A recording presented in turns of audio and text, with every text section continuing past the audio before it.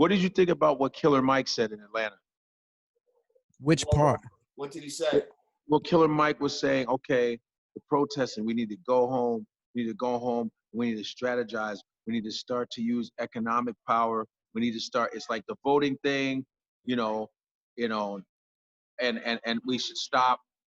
We should go home and vote and this shit and be more strategic and take get in their pockets, their pensions, and the whole nine. I gotta be honest, man. So our situation is dire, right? But it's a situation that's been brewing for 400 plus. So it ain't nothing gonna happen overnight. I think it's many layers to it. It's 11 different types of black people. So the ideas are gonna come from all 11 different types of those people. I agree with about 90% of what he said. And here's why. Right. It was early in what we're watching. So all that, him and the mayor talking about go home and all that, I don't think at that point it was really being realized that it wasn't black folks out there tearing up shit. So I think the natural reaction during these times is to be like, come on, black folks, don't tear up your own shit. Yeah, and it wasn't us. It wasn't. But that was early. That's Thursday. That was like Wednesday or Thursday. So right. So taking that off the table, let's look at all the other stuff he said. Strategize, organize, mobilize, right? Yeah. All of that's necessary. I mean, that's art of war. That's what we should have been doing anyway. Mm-hmm. He said everybody that has a skill or a talent, use that talent. Use that skill, build up.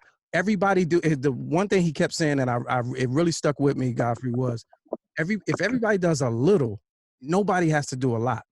Exactly. That's that collective work and responsibility angle that if we could implement, we'd be years ahead of the curve. But it's not going to take overnight.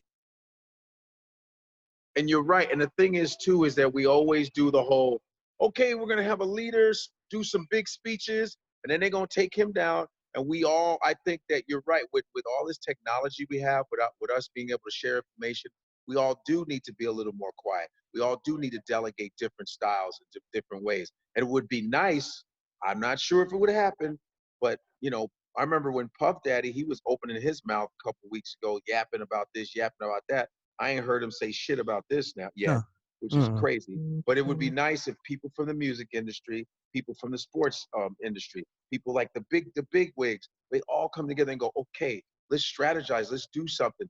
Economically, we can do something. Politically, we can do something. Let's instead of doing it in public, why can't? I mean, half these Negroes know each other. But let me give you this. Let me throw this at you. This is some shit that a lot of us ain't never seen, right? So I'm willing to bet you a lot of them people you talking about have no idea what to fucking say. You would like for them to say something, but then again, I'm kind of scared because I know if you say something, you about to say some dumbass shit, and you're very influential. You know what I'm saying? That's how I look at the TV. I'll be like, not him. No, my thing is not Lil Wayne. Listen, they don't like guys like Magic Johnson.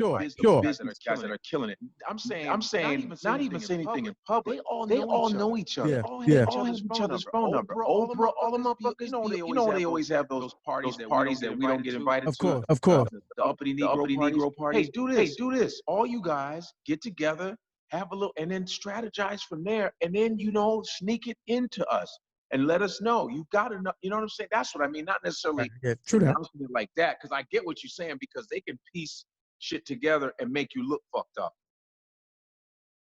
You could say the wrong thing in public. I mean, it happens to when Lord Jamar, when me and him go on Vlad, motherfuckers will take some shit and go, man, I didn't like to. I'm like, motherfucker, did you even understand what I said? Right. And you can be on their side, but they'll take it the wrong way. But I'm saying we should be more clandestine about it, more secretive about it. I mean, it's like, how were we able to escape slavery?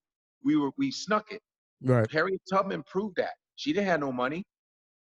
She had resources, but she was very sneaky about it. Why can't we do it Underground Railroad style, but Underground Railroad virtually? Well, it's a couple things missing from our culture and our society today that's necessary for that to happen. One is integrity. Like there's no code in our community. So in order for that to work, it's got to be some amount of code. Whereas, look here, man, we got a collective mindset. Yes. This the mission. Stick to it. Yes. Do your part. Shut the fuck up. You know what I'm saying? Go ahead. Sorry. No, I was just gonna say we just gotta that every man for himself mindset that's been brainwashed into us. That whole American dream shit. Like we gotta shake that. That You gotta has learn. that has to go. Well, that's You what gotta do. that's where all this. That's what it looks like right now with this looting. It's like every man for himself. Yeah. When I look at this, you know, there's a saying that we say, you know, inside the 5% Nation, and it's a savage in the pursuit of happiness. Like that's what I see when I see these motherfuckers just out here running up in these stores and just like, just allowing the savage in themselves to just unleash itself. And then like you going out there to get what? Like you're not even looting revolutionary items.